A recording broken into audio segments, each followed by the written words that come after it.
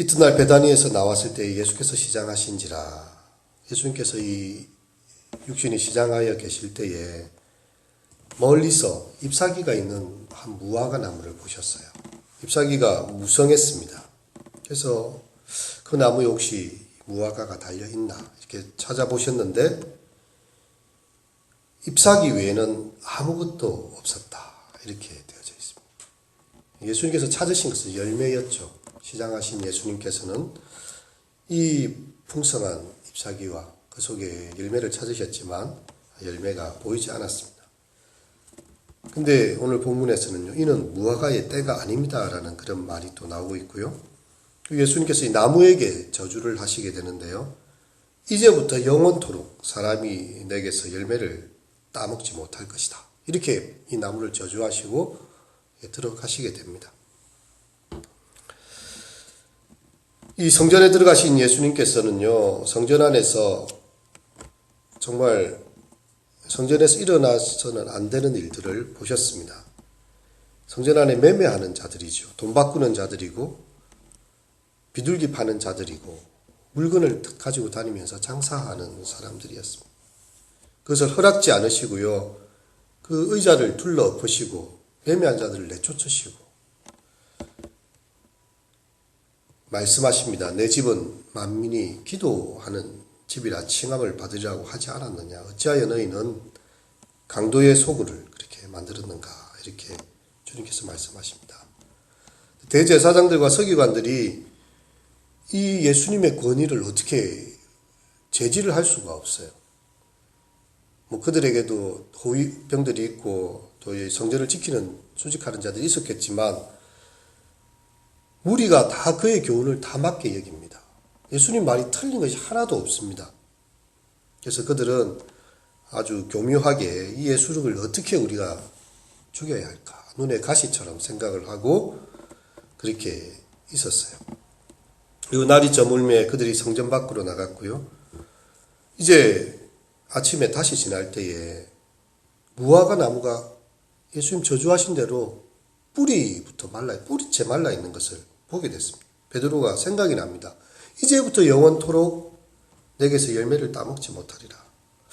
예수님 어제 이렇게 말씀하셨는데 보소서 저주하신 무화과 나무가 다 말랐습니다. 여러분, 우리는 이 예수님의 말씀을 해석함에 있었어요. 왜 무화과 나무의 이 두 사건 사이에 이 성전 청결 사건이 같이 있는지를 잘 생각을 해봐야 됩니다. 단순히 예수님 배가 고팠는데 나무에 열매가 없어서 나무를 저주하신 것이 아니라는 것입니다. 이건 굉장히 상징적이고 예수님께서 주시고자 하는 분명한 메시지가 있습니다. 이 무화과 나무를요, 이스라엘을 향한 하나님께서 이스라엘을 지칭할 때 무화과 나무로 많이 비유를 하셨어요. 예레미야서나 호세아에서 보면 이 무화과 나무의 모습을 이렇게 이스라엘로 상징을 하십니다. 마치 우리가 이제 무궁화꽃 하면 우리 한국을 상징하고 어디에나 나라를 상징하는 꽃이나 나무를 가지고 있거든요. 이 무화과가 바로 이스라엘 백성을 상징하는 그런 나무가 됩니다. 미가서 7장 7에 보면 예루살렘의 상황이 여름 실과를 추수한 뒤와 같다, 이런 이야기를 하고 있는데요. 이 미가 선지자가 단식한 것은 주님이 단식한 것과 같습니다. 주님이 찾으려 무화과 나무의 열매는요, 정말 하나님 앞에서 진정한 경건이 있는 성전의 예배와 그들의 신앙을 원하신 것이죠. 하나님을 두려워하고 경외하고 이웃을 사랑하는 그 열매가 이 성전과 또 이스라엘 백성들의 있기를 바랬지만 예루살렘의 그 심장부인 이 성전에서는요, 그런 열매를 주님 찾아볼 수가 없었습니다. 정말 그들이 와서 진정 기도하는 자가 있는가? 없어요. 강도들만 우글대고 있습니다. 종교적인 권력을 얻고 그 당시에 백성들의 그 예배의 재물을 가지고 그들이 매매하면서 자신들의 이득만 채우고 있습니다. 종교적 형식으로 잎은 무성해요. 근데 주님은 열매를 찾으시거든요. 없었습니다. 그래서 미가서 1장 7절에 보면 재앙이로다 나여 여름 실과를 딴 후와 포도를 거둔 후 같아서 먹을 송이가 없으며 내 마음에 사모하는 처음 익은 무화과가 없도다. 이 미가 선지자가 정말 하나님의 마음을 대변했지 않습니까? 먹을 송이가 없고 처음 익은 무화과가 없는 것이죠. 근데 이 예수님의 이 말씀을 듣고 그들은 그 성전을 청결케 하는 사건을 보고요. 그들의 양심을 우리가 뭔가 하나님 앞에 잘못했구나라고 깨닫고 고치기는커녕 예수를 어떻게 죽일까를 꾀하는 그런 모습으로 그렇게 그들의 마음이 강박하여져 있다는 것입니다. 주님께서 우리 한국의 교회들을 많이 방문하신다면 어떤 모습으로 우리를 바라보고 계실까요? 정말 칭찬하실 일이 많으실까요? 아니면 내가 이렇게 하지 않았는데 어찌하여 이렇게 하는가? 마음 아파하실 일이 많겠습니까? 어느 때보다도 우리 한국교회는 세계 역사상 유례없는 엄청난 성장을 이루었습니다. 아마 세계교회에서 한국교회만큼 주목받는 교회도 없을 것이고, 수적으로나 이렇게 힘으로는 세계 여타의 어떤 나라들보다도요, 큰 힘을 갖게 됐습니다. 큰 교회들도 많고, 숫자도 많이 모여요. 정말로 잎은 너무 풍성합니다.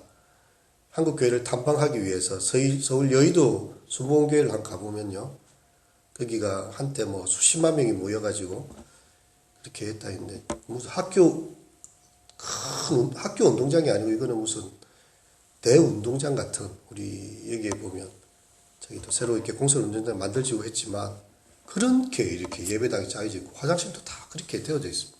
정말 많은 사람들이 오가고 세계에 그렇게 유례없는 큰 교회들이 우리 한국에 많이 있죠. 여러분, 우리가 이 시대에 사람들이나 볼 때에 그 교회들이 맺어내는 열매는 열매가 없습니다. 도리어 그것 때문에 교회를 걱정을 합니다.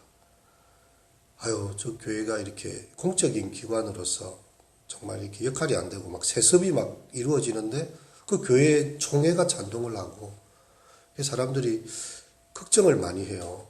기업을 세습하면 재벌이 되고 또 북한에 이렇게 세속 권력도 있지만 그거하고는 또 다른 문제입니다. 정말 하나님의 말씀이 전해지고 정말 상식과 건강함이 이루어져야 될 이 교회가 사회 언론들이 걱정을 하고 있어요. 저러다가 이 교회가 어떻게 될까? 주님께서 우리의 모습을 보실 때에 과연 우리는 주님을 모신 성전으로서 정말 하나님께서 내 삶을 보시면서 너가 정말 아름다운 열매를 맺었구나, 그렇게 기뻐하셔야 되는데, 주님을 모신 우리의 성전이 온갖 잡동사니에 세상적 욕심으로 더럽혀져 있다면 주님께서 얼마나 실망하시겠습니까? 주님께서 과연 우리 속에서 숨쉬고 사실 수 있겠습니까? 더러운 쓰레기와 죄악의 욕망들이 뒤범벅이 되어서 주님께서 코를 막고 계시고 있지는 않으실까? 정말 이 사건은요, 이 무화과 나무를 통해서 이스라엘 백성들의 그 특별히 성전의 그 모습을 통해서 주님의 그 탄식하는 소리가 들려지고 있는 것입니다. 열매를 잃어버린 무화과 나무. 우리의 삶은 어떤 열매를 맺고 있을까요? 주님께서 또 우리 교회를 찾으실 때에 내가 작은 능력을 가지고도 내 이름을 배반하지 않고 참 네가 수고하였다, 이런 음성을 듣게 될까요? 아니면 너의 잃어버린 첫사랑을 찾아서 다시 한번 회개하라, 이렇게 주님 말씀하실까요? 우리 개인의 삶에도 경건의 모양은 있어도 능력을 잃어버린 그런 예배는 아닌가? 우리의 삶이 경건의 모양뿐만 아니라 경건의 능력이 있고 껍데기 신앙이 아니라 열매가 있고, 그리하여서 주님께서 오실 때에 내가 이곳에 와서 나도 예배드리고 싶다, 함께 너희들과 함께 하고 싶다, 그렇게 하실 수 있는 그 우리의 개인의 삶, 또 교회의 모습, 또 우리 한국 교회의 모습이 될 수 있기를 우리가 함께 기도할 수 있으시기를 바랍니다.